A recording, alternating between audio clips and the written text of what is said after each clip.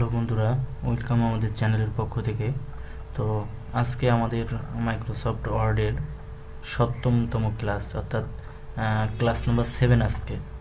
তো আমরা ক্লাস 6-এ দেখাইছিলাম যে আমরা ইনসার্ট মেনুর এই যে এই অংশটুকু দেখাইছিলাম। আজকে আমরা এই লিঙ্ক অপশনটা দেখব এবং হেডার এবং ফোল্ডার দেখব। হেডার এবং ফুটার এই দুইটা জিনিস দেখব, লিঙ্ক এবং হেডার অ্যান্ড ফুটার, এই দুইটা জিনিস আজকে আমরা দেখব। তো চলুন বন্ধুরা শুরু করা যাক। তো আমাদের প্রথম অংশ দেখেন যে লিঙ্কে এখানে আছে। আমরা মূলত লিঙ্ক থেকে আমরা একটা জিনিসই ইউজ করি, সেটা হচ্ছে হাইপার লিঙ্ক। এটাই আর কি আমরা মূলত ইউজ করে থাকি। বাকি দুইটা আমাদের ওয়ার্ডে মূলত লাগে না। অনেক ক্ষেত্রে লাগে, কিন্তু স্বাভাবিক অবস্থায় আপনাকে এই দুইটা লাগে না, যার কারণে আমরা এই দুইটা ব্যবহার করি না। তো আজকে আমরা দেখব এই লিঙ্ক এবং এই হেডার ফুটার এবং পেজ নাম্বার কিভাবে আপনি আপনার একটা ওয়ার্ড ফাইলে আপনি পেজ নাম্বার অ্যাড করবেন, কিভাবে তার হেডার অ্যাড করবেন, কিভাবে তার ফুটার দিবেন এবং কিভাবে একটা হাইপার লিঙ্ক তৈরি করবেন, এগুলো মূলত নিয়ে আজকে আমরা আলোচনা করব। তো দেখেন, আমরা প্রথমে যদি যাই হাইপার লিঙ্ক, দেখি আমি হাইপার লিঙ্কটা মূলত আপনার কোনো লেখাকে একটা লিঙ্ক আকারে শো করানোর জন্য হাইপার লিঙ্কটা ব্যবহার করা হয়। সাপোজ আমি যদি এখানে হাইপার লিঙ্কে ক্লিক করি, দেখেন আমার এখানে কিছু ডকুমেন্টস দেখাচ্ছে। দেখেন এখানে কিন্তু কিছু ডকুমেন্ট দেখাচ্ছে। এখন যদি আমি সাপোজ আমি যদি এই যে টি লেখা এই ফাইলটা যদি আমি হাইপার লিঙ্ক করতে চাই, বা আমি অন্য একটা দেখি, এই যে আমি যদি এটা আমি হাইপার লিঙ্ক করতে চাই, আমি যদি এখন ওকে দিই, সরি আমার লেখার ভিতরে চলে আসছে, আমি এখানে ক্লিক করি। দেখেন আমি যদি এখানে হাইপার লিঙ্কটা করতে চাই, আমি যদি এখানে হাইপার লিঙ্কটা করি, তাহলে আমার এখান থেকে আগে সিলেক্ট করে নিতে হবে। দেখেন আমি এটা সিলেক্ট করে নিলাম, সাথে সাথে দেখেন লেখাগুলো কিন্তু অটোমেটিক্যালি একটা হাইফেন হয়ে অন্য একটা কালার হয়ে গেছে। এটা মূলত হাইপার লিঙ্ক। দেখেন এখান থেকে আমি যদি মাউস পয়েন্টার নিয়ে যাই, দেখেন আমার সাথে সাথে কিন্তু পাশে দেখেন এই লেখাটা দেখাচ্ছে যে আমার এই ডকুমেন্টটা আমার এই লোকেশানে আছে। তো এটা মূলত হাইপার লিঙ্কের কাজ। আমরা যখন কোনো ইমেইল লিখি, দেখেন আমরা যদি এখানে লিখি যে raihan@gmail.com, দেখেন এই যে ইন্টার দিলাম, এটাও কিন্তু একটা হাইপার লিঙ্ক হয়ে গেল। এটা কিন্তু অটোমেটিক্যালি আপনার হাইপার লিঙ্ক হয়ে গেছে। আর আপনি যদি কোনো নির্দিষ্ট লেখাকে হাইপার লিঙ্ক করতে চান, তাহলে আপনাকে অবশ্যই এই হাইপার লিঙ্ক অপশানটা ব্যবহার করতে হবে। তো এটাই মূলত হাইপার লিঙ্ক। তো আমরা এর পরের অপশানে যাই। এই দুইটা যেহেতু আমাদের কাজের ক্ষেত্রে লাগে না, সেহেতু আমি এই দুইটা স্কিপ করছি। দেখেন আপনার যে কোনো একটা কাজ করতে গেলে অবশ্যই আপনার হেডার ফুডার এবং পেজ নাম্বার প্রয়োজন হয়। হেডারটা মূলত কি? হেডারটা মূলত আপনার একটা ওয়ার্ড ফাইলের আপনি এই যে উপরের অংশে মার্জিনের অংশে যদি কোনো নাম দিতে চান, যদি কোনো হেড দিতে চান, তাহলে আপনাকে এই অপশানটা ব্যবহার করতে হবে। আপনি কিন্তু এখানে লিখতে পারবেন না। এখন যদি আপনি হেডার ইউজ করেন, মনে করেন আমি যে এই জিনিসটা আমি নিব, আমি যদি এটা ক্লিক করি, দেখেন অটোমেটিক্যালি কিন্তু আমার মার্জিনের উপরে এই জিনিসটা চলে আসছে। দেখেন আমি যদি এখানে কিছু লিখি, এখানে যদি আমি লিখি ভিটি,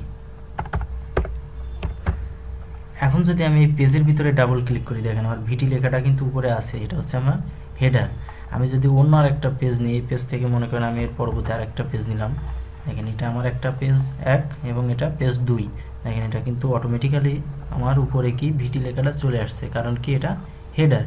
দেখেন আমি যদি এখন প্রিন্ট প্রিভিউতে যাই, কন্ট্রোল পি, দেখেন আমার কিন্তু এখানে অটোমেটিক্যালি ভিটি লেখাটা চলে আসছে। দেখেন আপনারা লক্ষ্য করেন, দেখেন ভিটি লেখাটা কিন্তু অটোমেটিক্যালি চলে আসছে।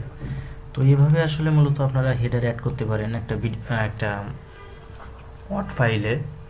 তো দেখেন আমরা এর পরবর্তী অংশটা দেখি। আমরা যদি এটা এখান থেকে স্কিপ করে দিই, আমরা যদি এটা মুছে দিই, আমরা হেডারটা মুছে দিলাম।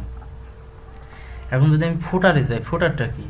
হেডারটা মূলত আপনার একটা ওয়ার্ড ফাইলের উপরের অংশে কাজ করে, আর ফুটারটা মূলত একটা ওয়ার্ড ফাইলের নিচের অংশে কাজ করে, আপনার এই বটমে কাজ করবে। তো দেখেন আমি যদি এখানে ক্লিক করি, আমি যদি এটা নিই, দেখেন আমার কিন্তু অটোমেটিক্যালি এখানে নিচে চলে আসছে। দেখেন আগে কি ছিল আমার উপরে থাকলে এটা হচ্ছে হেডার, উপরে থাকলে হেডার। আর যদি নিচে আসে তাহলে সেটা ফুটার। দেখেন আমি যদি এমন আরেকটা পেজ নেই, দেখেন এই পেজটাতেও আমার কিন্তু অটোমেটিক্যালি নিচে এই লেখাটা চলে আসছে। আমি যদি প্রিন্ট প্রিভিউতে যাই, দেখেন আপনারা হয়তো বা খেয়াল করবেন, দেখেন যে আমার নিচের অংশে কিন্তু ভিটি লেখাটা আছে, এটা হচ্ছে আমার ফুটারের কাজ। তো এভাবে আপনারা চাইলে আপনার একটা ওয়ার্ড ফাইলে হেডার এবং ফুটার অ্যাড করতে পারেন।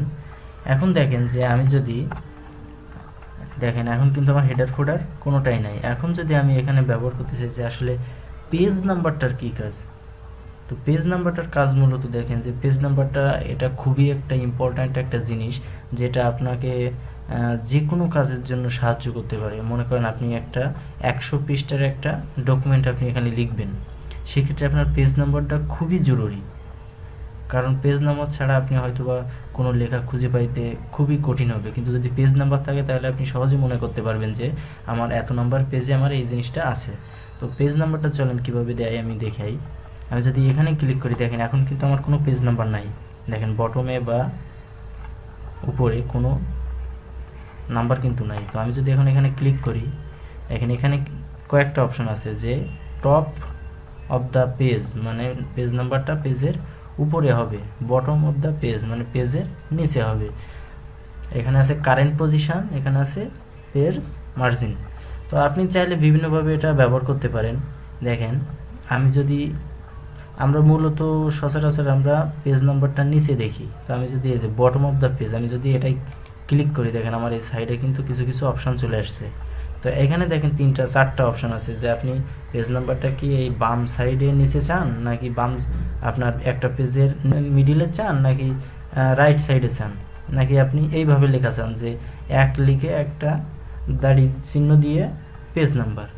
তো আমরা সাপোজ আমরা এটা দিই যে পেজ নাম্বারটা হবে নিচে রাইট সাইডে। তো যদি আমি এটা ক্লিক করি, দেখেন অটোমেটিক্যালি কিন্তু এখানে 1 চলে আসছে, দেখেন আমার কিন্তু এটা পেজ নাম্বার 1।